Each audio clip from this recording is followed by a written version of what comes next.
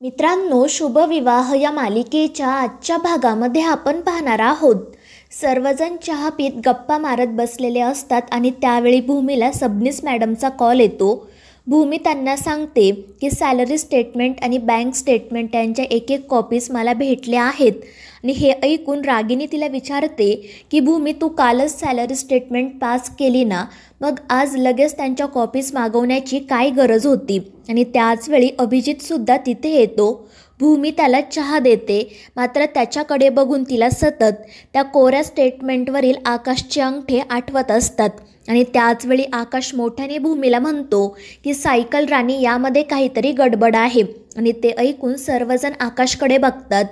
रागिनी भूमीला विचारत असते की आकाश नक्की कशाबद्दल बोलतोय आणि त्याच्याकडे नक्की कोणते पेपर आहेत. त्यावर भूमी तिला सांगते की आकाशकडे बँक स्टेटमेंट आणि सॅलरी स्टेटमेंट यांच्या कॉपीज आहेत. तो तेच क्रॉस चेक करत होता. आणि ते ऐकून अभिजित खूपच घाबरतो. तर आकाश लगेच ते डॉक्युमेंट्स घेऊन भूमीकडे येतो. तो रागिनीला म्हणतो की हे बघा, तू काल जेव्हा आम्ही यांची टोटल केली होती तेव्हा ती 42 लाख रुपये होती, मात्र आता ती 57 लाख रुपये आहे. आणि ते ऐकून सर्वांनाच धक्का बसतो.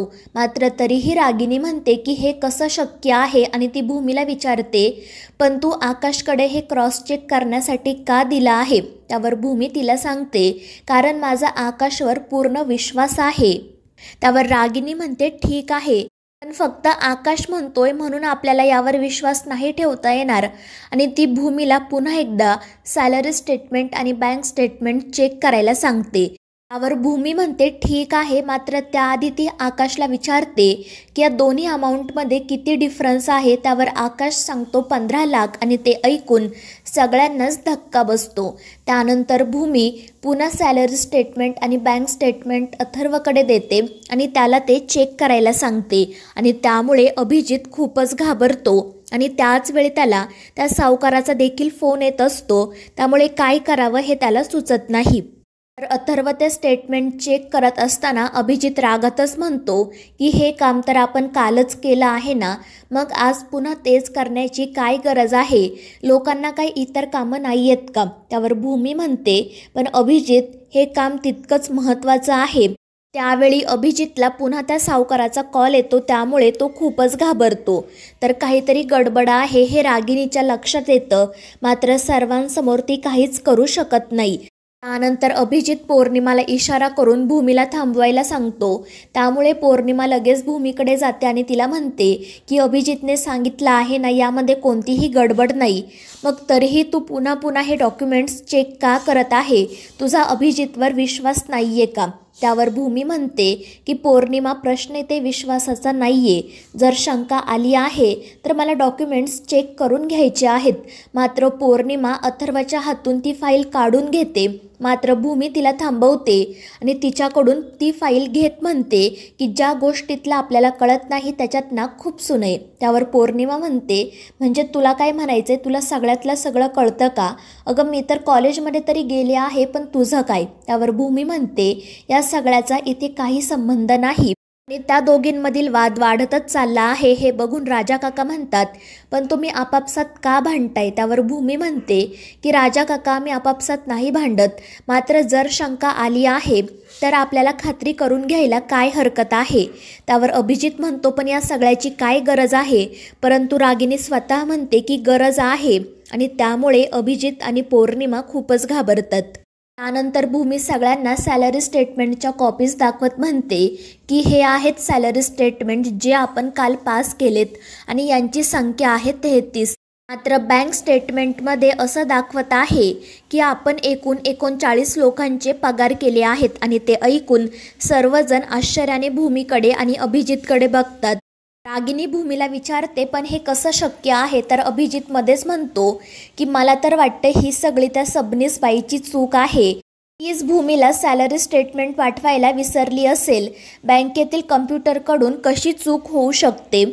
आणि त्यानंतर तो भूमीला त्याच्याकडील सॅलरी स्टेटमेंटच्या कॉपीज देत म्हणतो की हे बघ, सॅलरी स्टेटमेंटची एक कॉपी माझ्याकडे सुद्धा आहे, हवं तर तू या मोजून बघ. त्यामुळे भूमी त्या कॉपीज मोजून बघते तर त्यामध्ये बरोबर 39 कॉपीज असतात. तर अभिजित म्हणतो की बघ, मी तुला सांगितलं होतं ना, माझ्याकडून कोणतीही चूक झाली नाही.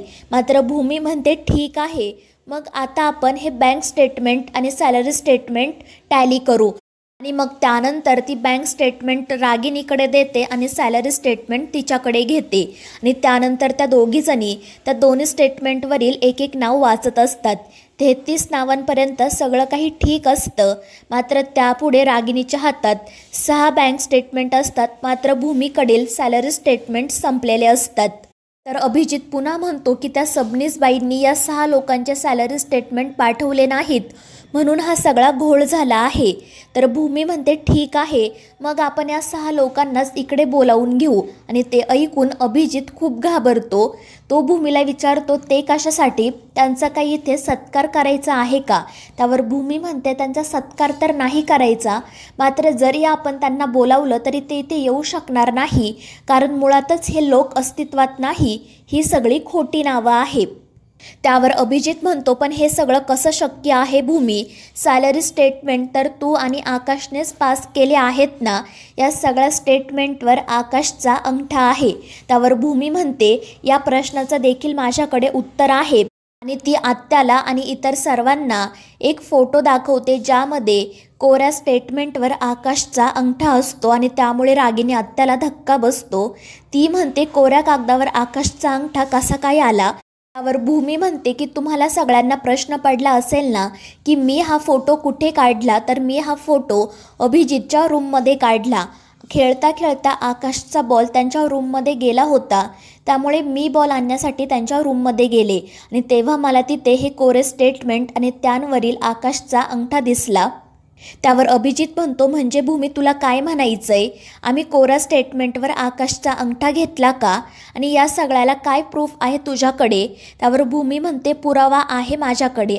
आणि ती आत्याला सांगते की तुम्ही फोटोमधील सिरियल नंबर आणि तुमच्या हातामध्ये असणाऱ्या कागदांचा सिरियल नंबर चेक करा, म्हणजे तुमच्या लक्षात येईल की ते दोन्हीही कागद एकच आहे. आणि याचा अर्थ असाच होतो की आधी त्या कोऱ्या कागदांवर आकाशचा अंगठा घेतला आणि मग त्यावर सॅलरी स्टेटमेंट प्रिंट केले.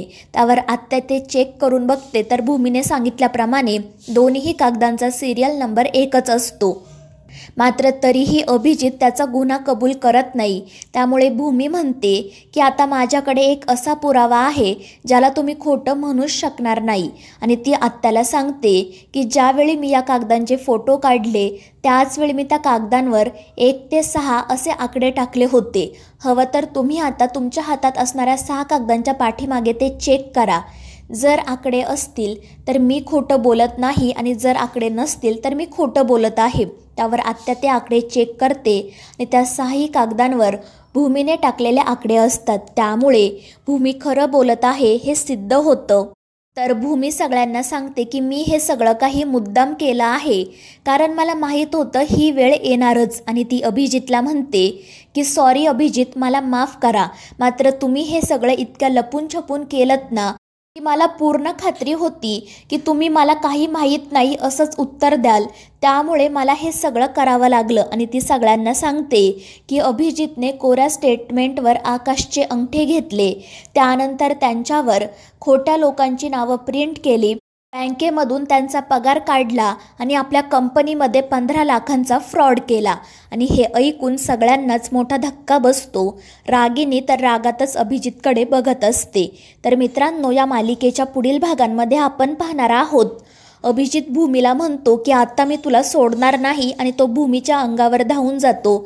मात्र आकाश मध्ये येतो.